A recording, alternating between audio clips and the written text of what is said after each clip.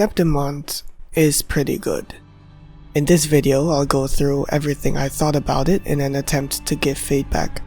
This will also probably be my last large Wuthering Waves video for a while, because I wish to diversify the subjects of my content. Without further ado, let's begin. First up is the main quest, which takes us to Septimont, which for some reason is located even further southeast. The main quest has some pacing issues that crop up throughout the story, the first of which shows up at the very beginning. What strikes me as odd is the method of transportation and the obvious loading screen that accompanies it.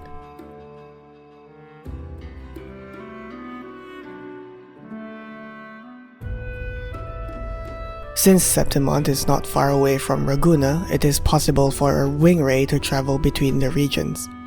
However, the presence of a coastal town nearby means that the rover could have traveled by boat instead, and then make his or her way to the starting point of the main quest. Although this would give the town a bit more significance and hide the city of Capitoline Hill behind a rock formation until the rover reaches the spot where the view would be the most impactful, it also mirrors 2.0's main quest too much to be interesting on its own. The lack of build-up to the reveal of Septimont's landscape here suggests that this part was rushed or given less attention. Also, this already short sequence was suddenly broken up by a moment with Cartethia, which makes the pacing kind of weird. Speaking of which, this is the first time the player gets to control Cartethia in the story, though it seems the quest designers have a different idea of the word control. This sequence is automated and features a short cutscene at the end. Early on, I learned that the lasers didn't do any damage and that I didn't have to do anything, which removed any tension from this scene. It should have been replaced with a longer cutscene if the developers were going to strip the player of their agency anyway. That being said, this quest does not leave a good first impression. It would be better if Cartethia's scene was placed a bit later in the story to give the player an uninterrupted story from the rover's perspective, at least until he or she reaches the city. Let's move on to the characters, starting with Buling. She is a new NPC that I instantly refer to as a future 4-star character. With exception to her weirdly small glasses, I liked her design, and her personality makes her quite likable. She also has a habit of disappearing as quickly as she appears, which reminds me of Gonta O'Dim from The Witcher 3. Other NPCs such as Yuno and Augusta are welcome additions to the story, and Augusta definitely stands out among the new NPCs. Frolova and Cristoforo make appearances in this quest as well, though they are limited to one scene each if memory serves me well. Their performance is excellent, and Frolova even seemingly breaks the fourth wall once. I left Lupa for last because I have the most to talk about her, and because this is a nice transition to Septimont's culture. Design-wise, she is Kuro Games' third take on Vera from Punishing Grey Raven if all of Vera's frames were combined into one, and if Sin from Black Beacon made by ex-Kuro developers was not included. Lupa's visual design does not exactly scream original, but her motivations kind of make up for it. Her role in the story is that of the quest's main exposition dump, giving the player information about Septimont and its practices. Compared to Yang Yang, Lupa is more lively and the information is spaced further apart, which makes it less intrusive. Fortunately, the developers also gave her a role in-game, that being a battle companion in a select few tournament matches, which attempts to let the player preview her moves as they fight alongside her. As for characterization, I have little issue with her personality. However, she falls into the same trap with so many other female characters in this game. While Lupa's moment of weakness in her hotel is emotional and written pretty well on its own, contemplating your life and leaning on another's shoulder isn't something that people do in front of a foreigner that they have just met half a day ago. Even if she doesn't fawn over the rover, she is still too trusting, and I consider this a downside. Overall, most of the characters are well written, and the ones that make their debut in this update are either well designed or they have a good enough portrayal to be interesting and or likable. Let's move on to the societal aspects of Septimont. Although the player is made aware of the ideological differences between secular Septimont and religious Ragusa throughout NPC dialogue early in the quest, Most of the information about the region's culture is given by Lupa. Lupa is a celebrity, which of course has its fair share of ups and downs. Lupa enjoys glory and fame as one of the best fighters in the city, being able to endorse products such as this drink,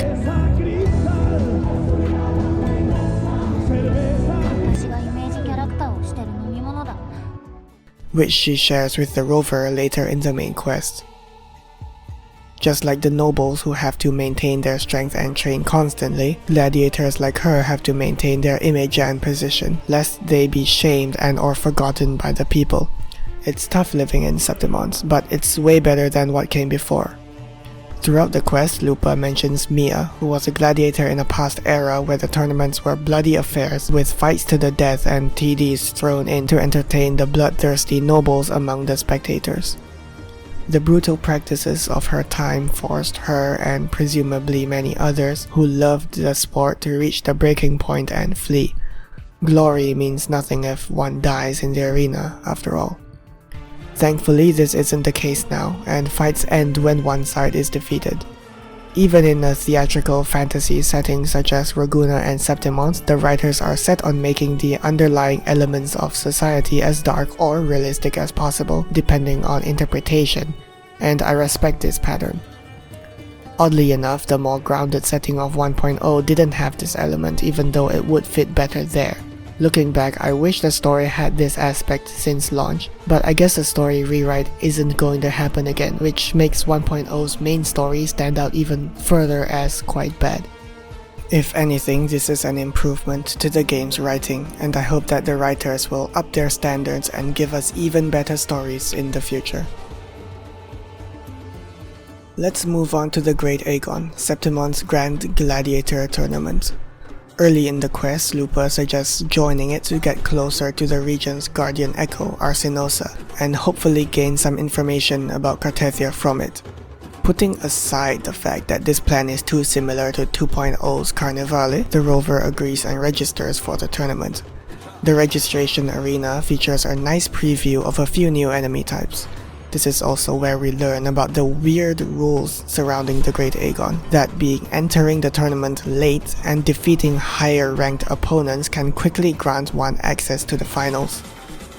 I'm surprised this is even a thing, especially with the match fixing problem in Septimont, but whatever. It was probably done to quickly push the story forward without having the rover take part in like 20 matches beforehand, so I'm fine with it. Shortly after registration, the player is properly introduced to the aforementioned enemy types, gladiators that summon their own echoes in combat. Along with this new mechanic, their combos make them quite difficult to deal with, even if there are only 2 or 3 of them. Both male and female gladiators have different moves as well, which adds to enemy variety. They are my favorite enemy type in this region, and if they were given more health and speed, they could have fit well as mini-bosses. If I remember correctly, there are 3 matches including the finals. These matches are too chaotic for players to be able to look at Lupa's moves or isolate the gladiators and learn their attacks on the fly, unless of course the player goes out of their way to do so.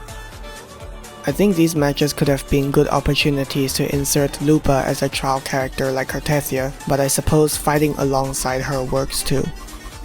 During the finals, we get to see a snippet of what the Grand Tournament was like during Mia's time, as well as whatever Cartethia's up to in wherever she is.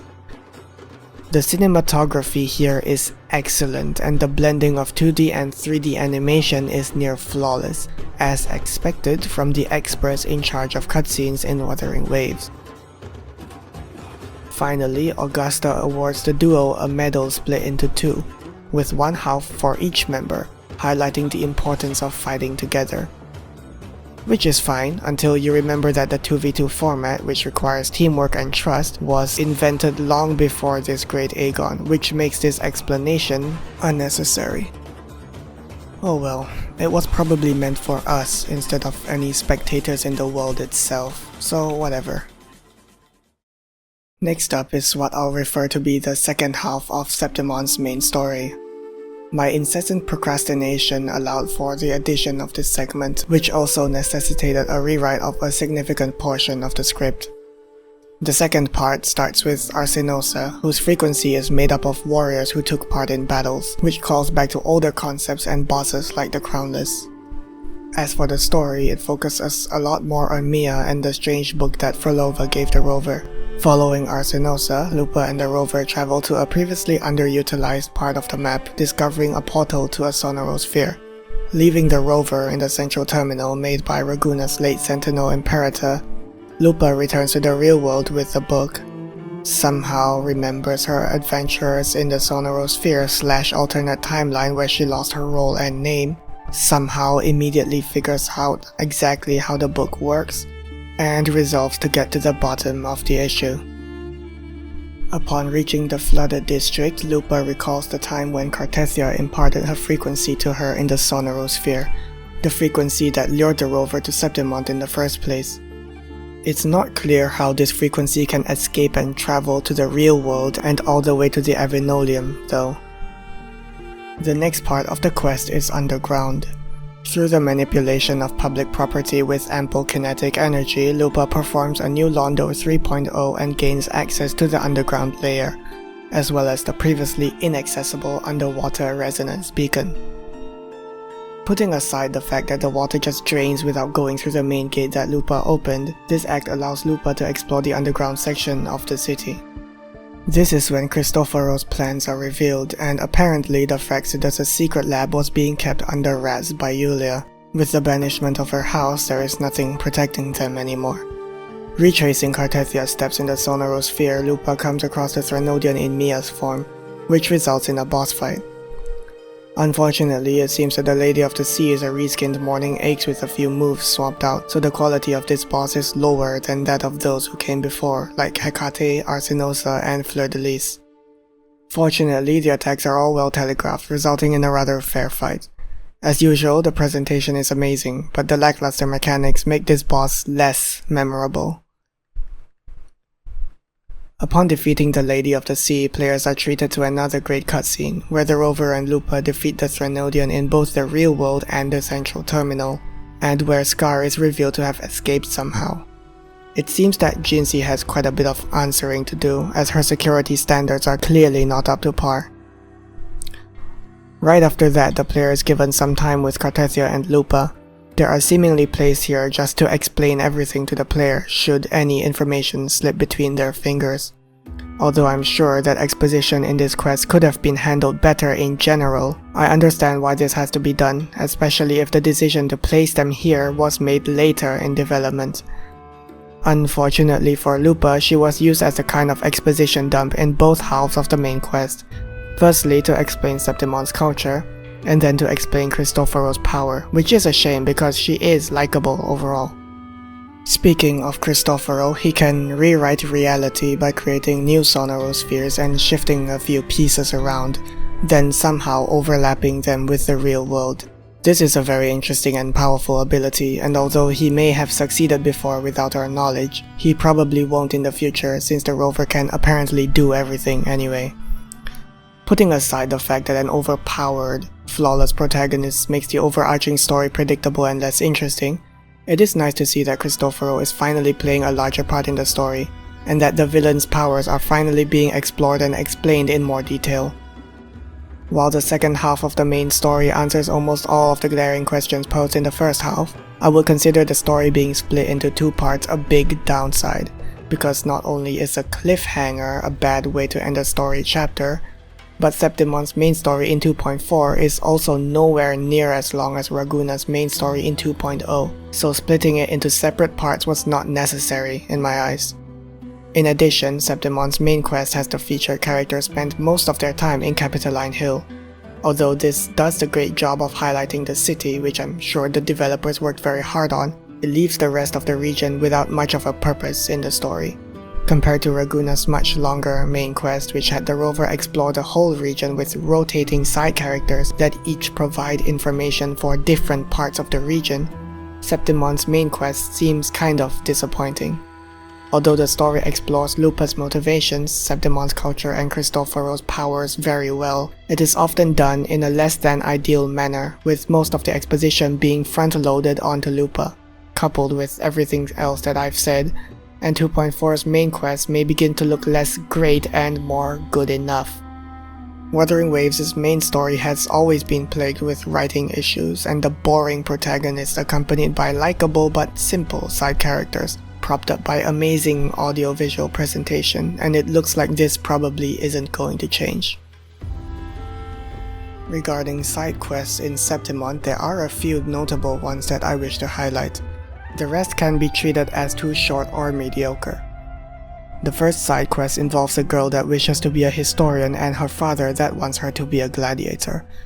To convince her father, she asks the rover to go around taking photos related to the region's history, which ties this quest to the classic sightseeing permanent event.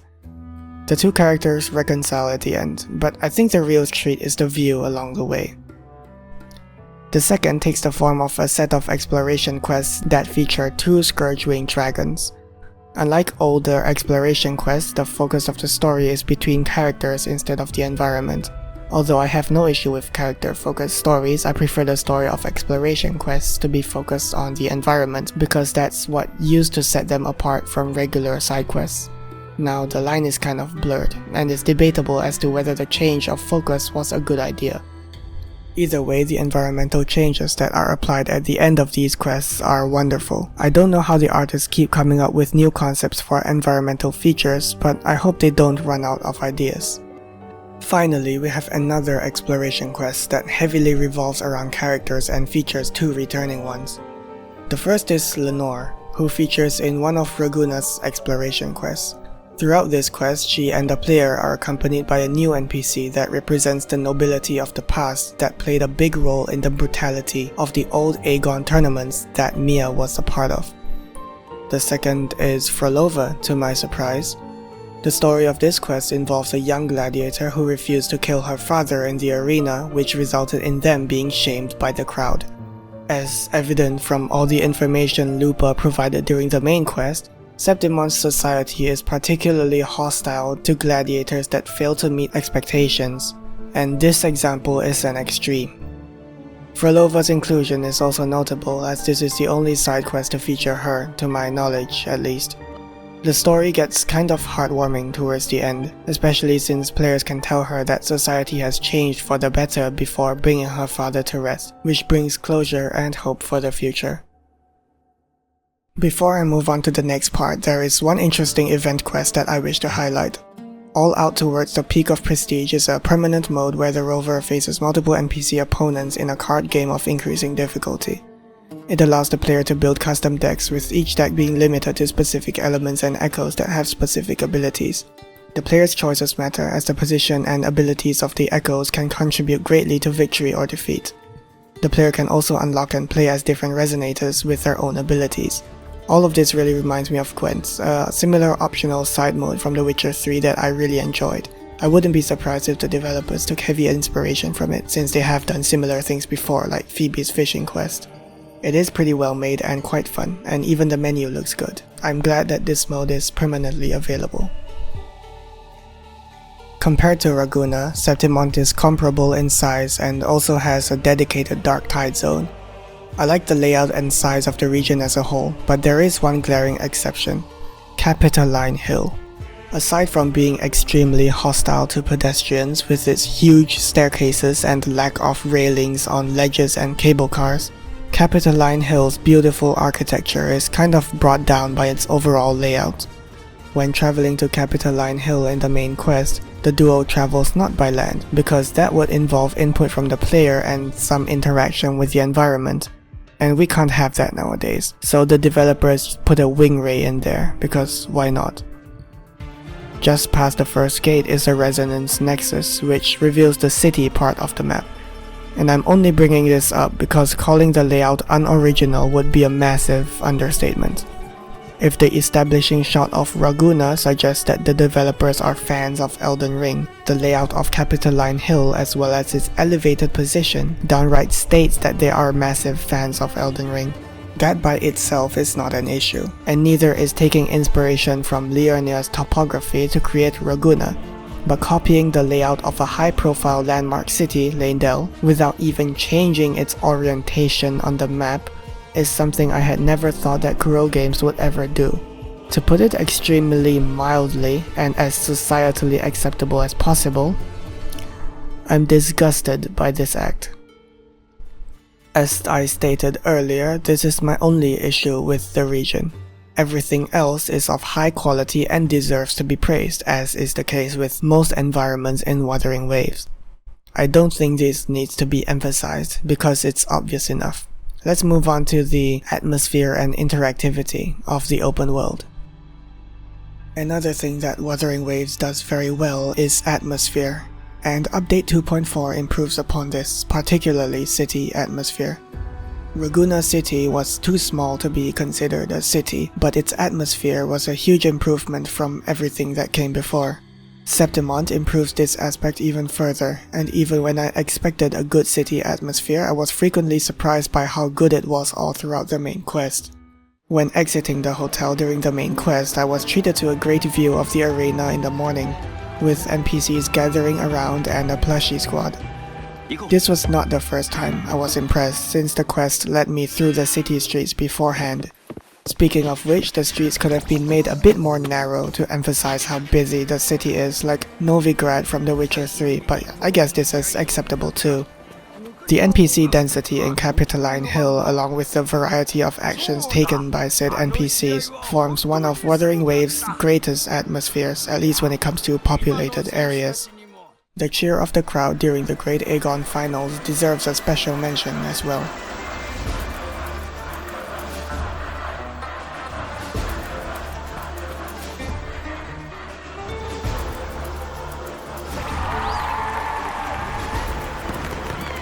Considering players still don't have the ability to toggle between different atmospheres, the Great Agon atmosphere probably isn't going to last long. It's a damn shame, since it's one of the key highlights of the city, at least during 2.4. The natural environment surrounding the city is breathtaking as usual, and the addition of leaf physics, which is a technical upgrade from 2.0's confetti physics, adds more detail to the environment. I've said before that mobile players are not able to experience the full atmosphere of the game because of platform or device limitations, and this is another example of that. Speaking of object physics, there are certain props in Capitoline Hill that feature these as well.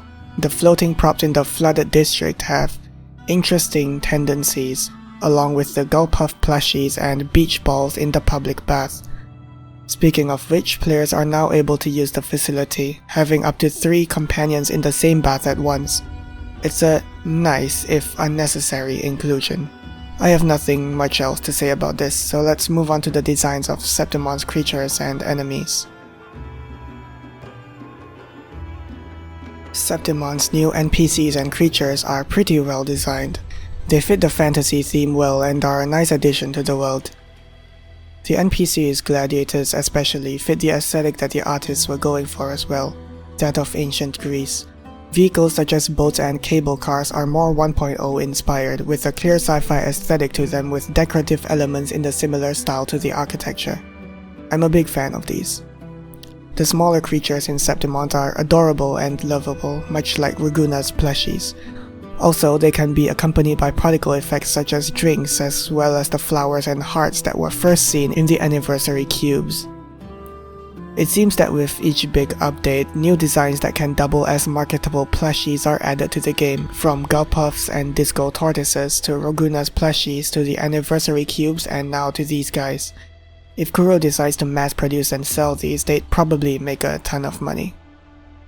As for enemy designs, gameplay-wise, the best belong to the human gladiators that summon their own echoes in combat. The main quest allows the player to fight them a few times, but its chaotic combat encounters make it difficult to learn their attacks.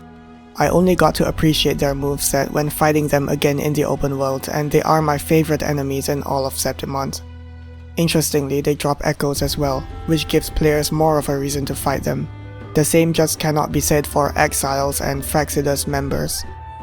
The second enemy type that I enjoy fighting is the Karasaur.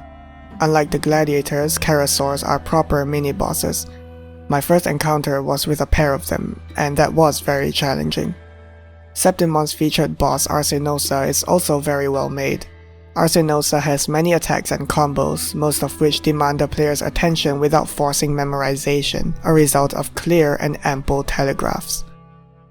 Avoiding its melee attacks, AoEs, and Dreamless-style lasers is not all that difficult, and fighting Arsinosa can be very satisfying, especially in the main quest in which the player controls Cartesia. Ever since 2.0, it looks like the designers are making enemies and bosses more aggressive with longer combos. Wuthering Waves may have fallen into the same trap as Elden Ring, but since every character has iframes on their dodge counters, exchanges with combo-heavy enemies are much more balanced. This freedom allows the designers to create enemies like the gladiators without worrying about punish windows, allowing for more engaging combat in general. Overall, the visual design of NPCs, creatures, and buildings are excellent, and the enemy design is excellent as well. On the positive side, Septimont looks breathtaking with its vibrant colors, scenic views, and wonderful skyboxes. Capitoline Hill stands proudly thanks to its unique aesthetic, a mix of sci-fi's fluorescent lights and holograms, and ancient Greek architecture and decor. While the soundscape and NPCs are varied, giving the city and its surrounding settlements a lively atmosphere. Improved physics for objects like leaves and floating props also provide more interactivity to the world and boosts immersion, and the new enemies are enjoyable to learn and overcome. Unfortunately, 2.4 suffers from a main story with noticeable pacing issues, and the Great Agon questline was too rushed, with Lupa and the rover reaching the finals too quickly, and the gladiator fights are too chaotic to be anything more than a fun one-off spectacle. Overall, Wuthering Waves Septimont is good enough. It has plenty of well-made elements and more than a few puzzling inclusions, along with the average writing that seems to plague the main story. At this point, I wonder if all of Kuro's best writers who worked on PGR just moved on to Black Beacon and they're left with the others. And I'm not saying that the current writers are terrible, but I've noticed that the standard for writing in this game is much lower than what many longtime players are used to from this company, and that's quite unfortunate. I'll continue to play Wuthering Waves for its combat and world, and if I have to take the story less seriously to enjoy the game, so be it. After all, I already pay less attention to recent chapters, so it's not a big deal. This will likely be my last big video on this game for quite some time, because I wish to cover other topics and games rather than mainly sticking to one, though if a new region releases, I'll probably cover it too. That's all for now, thanks for watching.